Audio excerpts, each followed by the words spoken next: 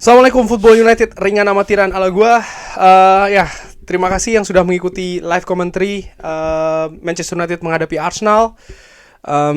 Ya, insya Allah ada pertandingan lain dan gua akan lakukan lagi ya. Cuman ya mungkin tidak semua pertandingan. Oke, kali ini gue ingin bikin review pertandingan antara Manchester United menghadapi Arsenal. Luar biasa, ini ujian berat bagi pasukan Erik ten Hag. Langsung aja seperti biasa gue awali dari formasi 4-2-3-1. Lini belakang tetap sama kuartetnya, Dalot, Varane, Martinez dan juga Malaysia. Pivot pun juga sama, McTominay dan juga Eriksen. Di depan Marcus Rashford striker. Yang mengejutkan tentu saja Anthony langsung diberikan debut, langsung dimainkan dari menit pertama, starting 11. Bruno Fernandes sebagai kapten di belakang striker, lalu di sebelah kiri ada Jadon Sancho. Manchester United langsung mengambil inisiatif serangan. Menurut gue di 10 menit awal, 10-15 menit awal cukup sering memperoleh momentum. Ada satu peluang awal dari seorang Christian Eriksen, ada build up dari sebelah kanan serangan Manchester United yang menemui kaki kiri, crossing dari Dalot crossing kaki kanan tentu saja crossingnya. Diogo Dalot ini menemui kaki kiri dari Eriksen, yang sayang bolanya ini masih out ya di sebelah kanan dari Ramsdale. Setelahnya pelan-pelan Arsenal ini berhasil memanfaatkan bola yang berasal dari kesalahan pemain Manchester United, salah umpan, salah kontrol ya kan. Puncaknya tentu saja di menit ke-12 ada bola yang berhasil direbut dari Odegaard, merebut bola dari Christian Eriksen dan memberikan umpan yang cukup jitu ke Martinelli yang menceploskan bola ke gawang David De Gea, tapi dianulir karena dianggap melakukan foul Odegaard ini ke Christian Eriksen. Tapi di situ ada warning, yaitu adalah bagaimana Arsenal ini cukup bahaya dalam melakukan serangan balik, dalam melakukan transisi. Harus diakui para pemain Arsenal ini di bawah asuhan Mikel Arteta di pertandingan tadi sangat rapi ketika melakukan transisi dari bertahan ke menyerang, melakukan serangan balik, umpan-umpan pendek, dribbling yang menusuk, lalu juga crossing ini menurut gue sangat berbahaya. Pergerakan di daerah pertahanan Manchester United juga sangat mengkhawatirkan. Tadi ada beberapa momentum di mana back sayap Manchester United, baik itu Diogo Dalot yang mengawal Martinelli maupun juga Malaysia yang mengawal Bukayo Saka, ini sangat kesulitan dalam mengamankan teritorinya. Plus juga pergerakan Odegaard di lini tengah ini sangat cair. Granit Xhaka pun juga di daerah tengah berusaha betul untuk menstabilkan lini tengah. Praktis setelah gol yang dianulir tersebut, Arsenal lebih keluar menyerang, Manchester United lebih banyak setback di belakang. Lini pertahanannya betul-betul diuji dengan sangat keras oleh para pemain Arsenal ini. Untung fokus cukup bagus ya. Artinya memang betul tadi ada beberapa kesalahan individu di lini belakang. Malaysia, Diogo Dalot, Lisandro Martinez tempat juga melakukan kesalahan. Scott McTominay juga demikian. Tapi pemain lain ini seperti bahu-membahu ya. Seperti yang dikatakan oleh Erik ten Hag ketika setelah pertandingan menghadapi Leicester, kita ini menyerang bersama dan juga bertahan bersama.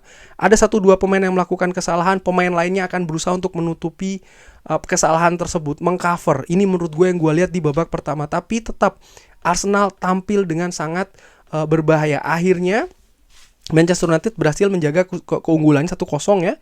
Dan di babak kedua, tadi di live commentary ketika istirahat gue bilang Arsenal akan lebih keluar menyerang nih, akan lebih ofensif lagi, akan lebih cepat lagi. Dan ini betul. Sepanjang 15 menit kalau tidak salah di babak kedua Arsenal menguasai possession. Arsenal betul-betul melakukan banyak variasi untuk membongkar pertahanan dari Manchester United.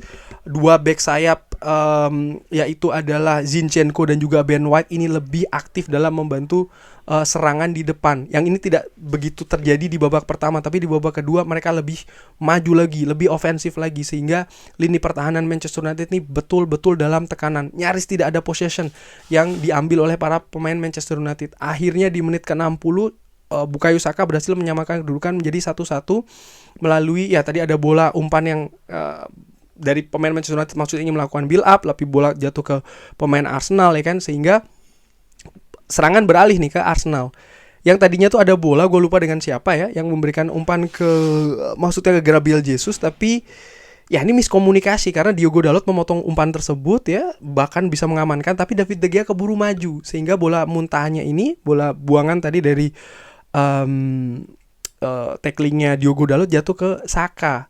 yang gawangnya sudah kosong. Ini salah komunikasi menurut gua, salah koordinasi, dihukum oleh gol dari Arsenal.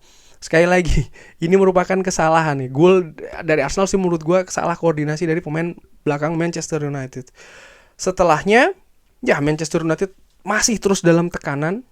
Ini sekali lagi ujian bagi lini pertahanan Erik ten Hag, Manchester United maksud gua ya, di bawah asuhan manajer Erik ten Hag, yang akhirnya Marcus Rashford berhasil mencetak gol melalui skema serangan balik yang menurut gue juga cukup bagus. Bagaimana seorang Bruno Fernandes ini dengan jeli mampu melihat posisi dari seorang Marcus Rashford, sehingga ya langsung memberikan umpan kepada Marcus Rashford yang menurut gue juga dengan bagus berhasil menyeploskan bola ya. Ini tadi dari Eriksen kepada Bruno Fernandes dari tengah.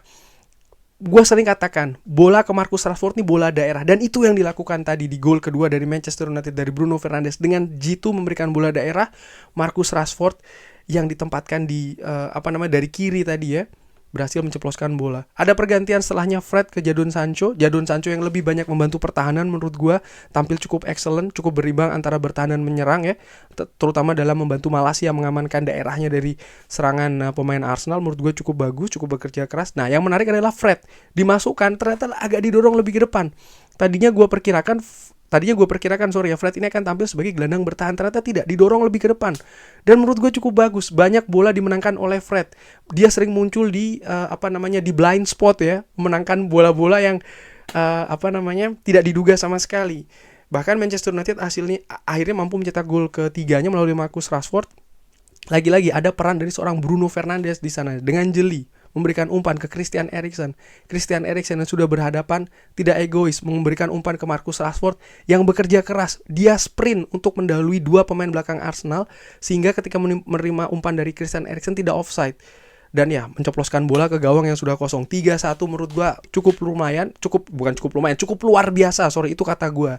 Cukup luar biasa kemenangan ini, kemenangan 4 beruntun dari Erik ten Hag. Memang betul, belum istimewa. Tapi jangan lupa, permainan sepak bola, ada bertahan, ada menyerang, di tengah-tengahnya ada transisi juga. Dan ini dipraktekkan dengan bagus oleh pemain Manchester United. Bagaimana ketika mereka menyerang, mereka ingin berusaha untuk clinical, akurat umpannya. Tapi ketika bertahan mereka juga mampu solid. Dan menurut gue ini merupakan keunggulan dari Manchester United paling tidak selama 3-4 pertandingan belakangan ini. Lini belakang yang solid. Tinggal sekarang penyerangan saja yang harus dipertajam lagi. Gol pertama dari Anthony itu juga kerjasama cukup bagus dari pemain belakang Manchester United. Jadi sekali lagi, memang betul Manchester United belum bisa menguasai permainan dari sisi possession. Tapi jangan lupa, Erik ten Hag cerdik. Oke, possession dia kalah, tapi dia bisa memanfaatkan momentum-momentum ya, dengan menempatkan pemain-pemainnya, sehingga ketika ada serangan balik, ini bisa dilancarkan dengan cepat, dengan tepat juga. Dan ya, ada pemain juga yang dimasukkan, Harry Maguire, Casemiro tadi. Harry Maguire tampil cukup solid di 10 menit akhir, 15 menit terakhir ya. Banyak memenangkan duel. Casemiro menggantikan Marcus Rashford yang agak sedikit bikin deg-degan tentu saja. Ya, Lisandro Martinez dan juga Marcus Rashford yang memegangi daerah hamstring, yang mudah-mudahan ini tidak cedera. Karena ya Manchester United sedang dalam tren bagus ini. Tentu saja dengan kemenangan ini, maka sekarang Manchester United by the way ada di urutan kelima. 8 kali memasukkan, 8 kali kebobolan dengan nilai 12 ya. Ini tentu saja membalikkan betul keadaan di dua partai awal, dan ini menurut gue cukup penting bagi pasukan Erik ten Hag. Setelah ini Manchester United akan bermain di Europa League menghadapi Real Sociedad itu di tanggal 8 waktu Belanda ya. Lalu di Liga Inggris 3 hari setelahnya akan menghadapi Crystal Palace di London. Jadwal mulai padat ini. Makanya itu Lisandro Martinez dan juga Marcus Rashford tadi ketika mereka memegangi ya bagian hamstringnya ini betul-betul jadi gua khawatir betul karena jadwal sangat ketat. Menurut gua sudah waktunya Erik ten Hag ini melakukan rotasi, terutama nanti ketika menghadapi Real Sociedad di Europa League. Kurang lebih demikian ya. Sekali lagi, Manchester United tampil solid ketika bertahan, tampil tajam ketika mereka menyerang. 3 poin hari ini harus disyukuri, ini sangat luar biasa. Arsenal rekornya terhenti di Old Trafford, 5 kemenangan beruntunnya berakhir dengan kekalahan di Old Trafford. Ini juga luar biasa bagi ya pasukan Erik ten Hag ya, karena tidak mudah. Arsenal sedang dalam tren yang sangat positif, tapi sekali lagi alhamdulillah kita bisa meraih 3 poin hari ini. Terima kasih sudah menyaksikan. Sekian dulu review gua hari ini. Untuk man of the match, Marcus Rashford, siapa lagi? 2 gol 1 assist menurut gue sangat luar biasa.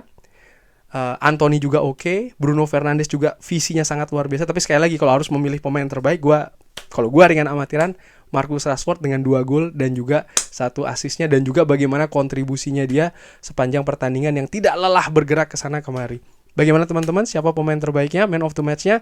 Drop di kolom komen. Terima kasih sudah menyaksikan. Jangan lupa like, sholat, dan juga subscribe. Wassalamualaikum warahmatullahi wabarakatuh.